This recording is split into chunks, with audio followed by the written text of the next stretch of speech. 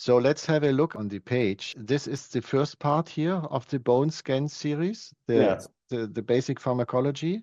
Yes. That's part of the free offering. And then we have the second part, which is in the musculoskeletal section, and this is the normal bone scan appearance and Yes. common variants, right? That's part 2. And then we have part 3, which is your masterpiece, and that's how to read pathological uptake with the different uptake patterns explained, right? Exactly. So this is in the third part of the bone series.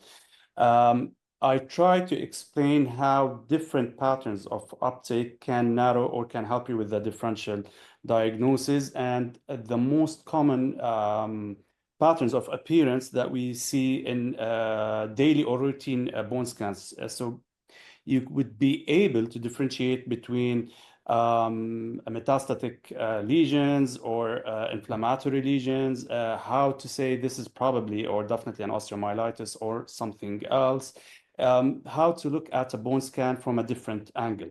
And instead of just saying there are a bunch of hotspots or focal uptakes in random places or in different places, you would actually try to make sense of what you're looking at, and with the patient's history, their complaints and all that, you can narrow your differential diagnosis. Again, instead of, because a bone scintigraphy, it's not specific, it has poor specificity, but it's highly sensitive.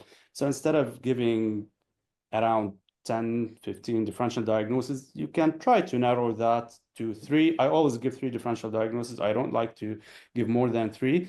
You can try with bone scintigraphy to narrow the differentials into probably 3, 4, or 5 differentials. And most of the time, you don't have to be correct all of the time, but you would probably, if you're correct around 60, 70% of the times, that would be a great thing with bone scintigraphy, of course. How to perform a cardiac SPECT, because I think I would not know how these images are at the end. How are they made? How do they evolve?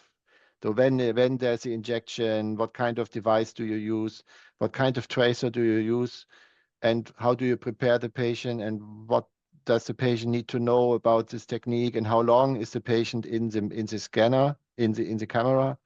All this would be very interesting. That we can do that. We can do, as you said, how to prepare the patients, how it's done, the different types of stress modalities that we use, the difference between them. I can turn all that, and how to interpret the images. I can turn all that into a course, like the bone core the bone course that I recorded. We can do a cardiac course as well. And then I think later in August, we will also schedule a live session with you. So also people who subscribed will then be able to have a live, like 1 hour with you. You go through some cases. They can ask about specific cases that they already watched. So if they have additional questions, they can ask questions about it and maybe give some ideas on what they want to see next. I think my cat opened the door. So it's okay. It's cool. Is she around? Can you show her? Yeah, Hello, that's kitty cat. Hello, yeah. kitty cat. Very Was nice. found her in the streets as a kitten. Very nice. The door, the screen.